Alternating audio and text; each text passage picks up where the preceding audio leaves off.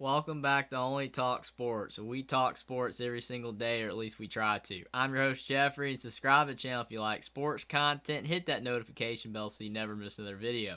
We just passed 130 subs. Thank you guys so much from the bottom of my heart, and I hope I continue to make good content you guys will enjoy in the future. Now, in the SEC on Saturday, there's a game between two teams that are both winless in the SEC, trying to get their first SEC win, with the Vanderbilt Commodores traveling on the road at the Missouri Tigers. Who do I think is going to win this game? Let's break it down.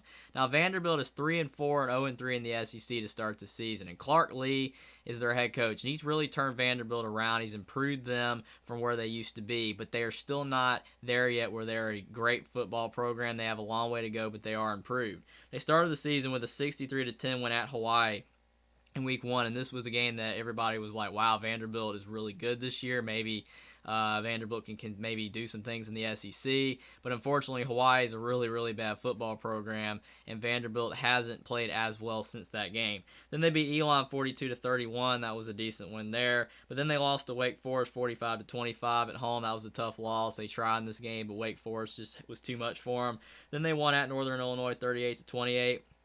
That was a good win because it was at Northern Illinois, and it's tough to go to a group of five like that and win on the road. But then after that, they entered SEC play, and they lost 55-3 at Alabama. They lost 52-28 against Ole Miss at home, and they lost 55-0 at Georgia, and none of these games were very competitive at all. And in that Georgia game, quarterback A.J. Swan had 105 yards. Obviously, it's tough to throw against Georgia, but he's been a very solid quarterback on not turning it over. A.J. Swan has, and I think that that's been good for Vanderbilt because they've had turnover-prone quarterbacks in the past. But besides that, he hasn't been very explosive. He's not a very dynamic quarterback, but at least he's not turnover-prone. Running back Ramon Davis had 29 yards against Georgia, and wide receiver Will Shepard 45 yards against Georgia for Vanderbilt. Vanderbilt's offense needs to get a lot better than it is right now, but it is improved. And on the defensive side of the ball, defensive back Jalen Mahoney had 7 tackles, the linebacker Cordell Taylor had 5 tackles for Vanderbilt against Georgia.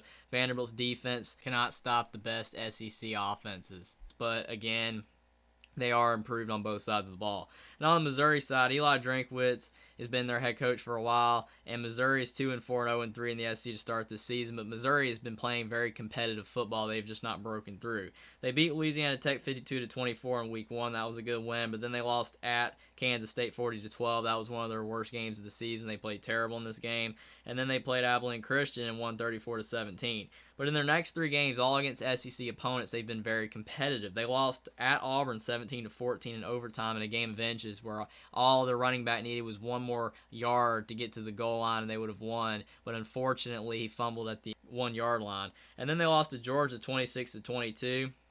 This was a game that they had at the time. Georgia was number 1 team in the country on the ropes. They actually were winning this game, but then they gave up a touchdown at the end and lost. And then they lost at Florida 24-17, so they were competitive at the Swamp. So Missouri, again, has been very competitive in the SEC, but they've just not won a game. Quarterback Brady Cook at 220 yards and 2 interceptions and 16 rushing yards against Florida. He's a good quarterback, but he does turn the ball over too much. If he can cut down on the interceptions, I think he can be a good quarterback for Missouri. Running back Nathaniel Pete at 117 yards and a touchdown and 8 receiving yards for Missouri against Florida. He's a really solid running back. He definitely could be an NFL running back.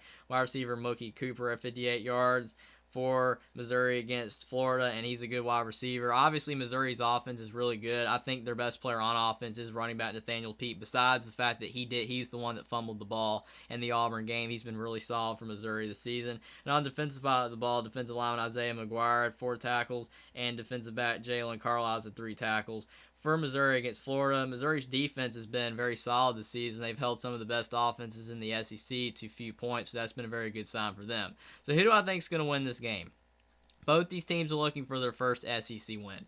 And Vanderbilt is probably even more hungry because obviously they have not won an SEC game in over a year. And Missouri, they've won one last year, so Missouri is obviously maybe not as desperate as Vanderbilt. But on the Missouri side, you could say that they can be a little bit desperate too because of the fact that they've had 3 games they could have won in the SEC, but they lost by 1 score or less, so they want to get a win.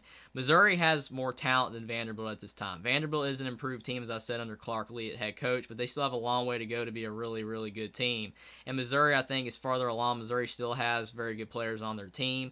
Eli Drinkwitz has recruited really well. They just cannot turn those games into wins. Plus, this game is at Missouri, and I think that's going to make a big difference in this game as well. Vanderbilt's going to have to go on the road at Missouri, and that's going to be very tough. I think Missouri is going to win this game 31-21 over Vanderbilt. Another thing that really helps Missouri out in this game as well is they had a bye. Unfortunately for Vanderbilt, they've had a 3-game gauntlet of Alabama, Ole Miss, and Georgia. I think it's going to make a difference. I think it's going to be just enough for Missouri to get the win over Vanderbilt because they had a bye to rest and get ready for Vanderbilt, and Vanderbilt had Georgia last week. I think Vanderbilt can win this game, but obviously I think Missouri just has a little bit more talent. They have more time to prepare for Vanderbilt, and I think Missouri's just a little bit better than Vanderbilt overall, and I think Missouri's going to beat Vanderbilt 31-21.